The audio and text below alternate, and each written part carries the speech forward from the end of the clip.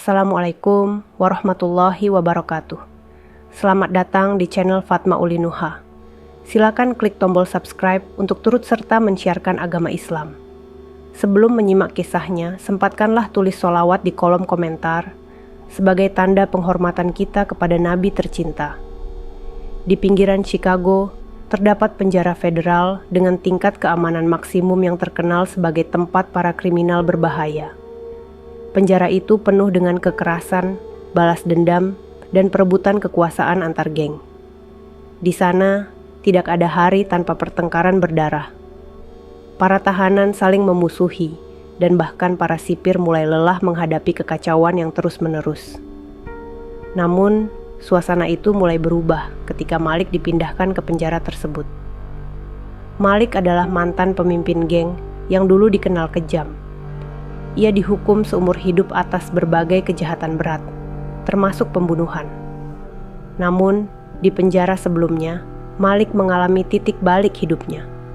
Dalam kesendirian dan penyesalan, dia menemukan Islam. Al-Quran yang dia temukan di perpustakaan penjara menjadi awal perubahan besar dalam hidupnya. Kini, Malik adalah seorang Muslim yang taat.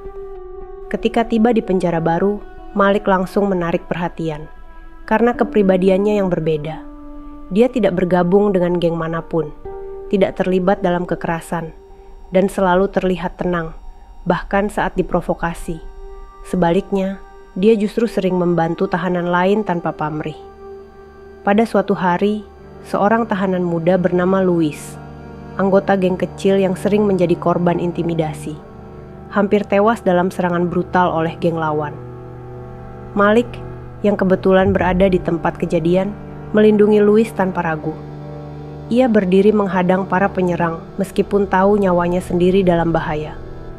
Keberaniannya membuat para penyerang mundur, meskipun mereka tetap menyimpan dendam.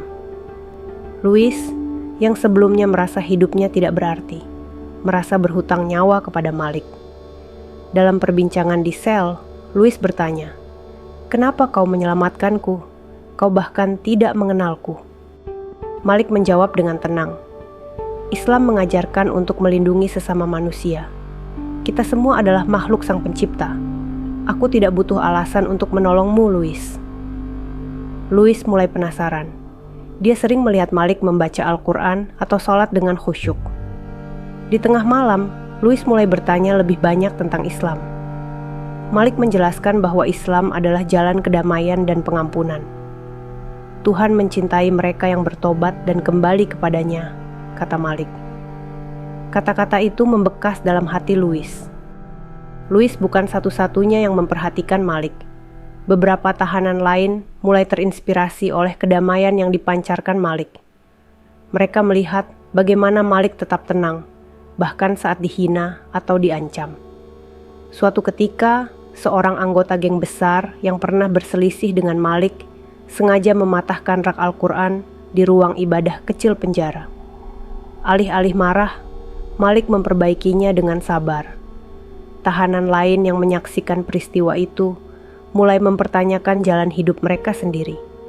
Seiring waktu, Louis memutuskan untuk memeluk Islam. Ia meminta Malik mengajarinya cara salat dan membaca Al-Quran. Transformasi Louis mengejutkan banyak tahanan, termasuk anggota gengnya sendiri. Mereka melihat perubahan besar dalam dirinya, dari seseorang yang penuh kemarahan menjadi pribadi yang lebih tenang dan penyabar. Suatu malam, terjadi kerusuhan besar di penjara. Dua geng terbesar bentrok, menyebabkan banyak korban luka-luka. Situasi semakin kacau, bahkan para sipir kewalahan. Di tengah kekacauan itu, Malik memimpin sekelompok tahanan Muslim untuk melerai konflik tanpa kekerasan. Mereka membentuk barikade hidup, mencoba menghentikan pertumpahan darah. Louis, yang kini menjadi salah satu tahanan Muslim, dengan lantang berteriak, "Kalian semua di sini karena dosa dan kesalahan kita sendiri. Apakah kita ingin menambah dosa lagi?" Ucapan itu menggema, membuat banyak tahanan terdiam. Malik melangkah maju dan mengajak semua orang untuk saling memaafkan. Kerusuhan itu perlahan mereda. Para tahanan mulai melihat bahwa kekerasan bukanlah solusi. Keberanian dan ketenangan Malik serta kelompok muslim membuat banyak orang kagum. Setelah peristiwa itu, penjara yang dulunya penuh kekerasan mulai berubah.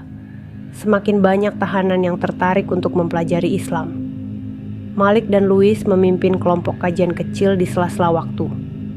Mereka berbicara tentang harapan, pengampunan, dan kehidupan baru. Bahkan beberapa sipir yang awalnya memandang sinis mulai tertarik untuk mendengar ceramah Malik. Dalam waktu beberapa bulan, lebih dari setengah penghuni penjara memutuskan untuk memeluk Islam. Mereka menemukan kedamaian dalam ajaran Islam, sesuatu yang tidak pernah mereka temukan sebelumnya. Para tahanan mulai salat berjamaah, mempelajari Al-Quran, dan membantu satu sama lain. Penjara yang dulu dikenal sebagai tempat paling berbahaya di Chicago berubah menjadi tempat penuh kedamaian. Cerita tentang perubahan besar di penjara itu menyebar ke masyarakat luas. Media meliput kisah para tahanan yang menemukan hidayah di balik jeruji.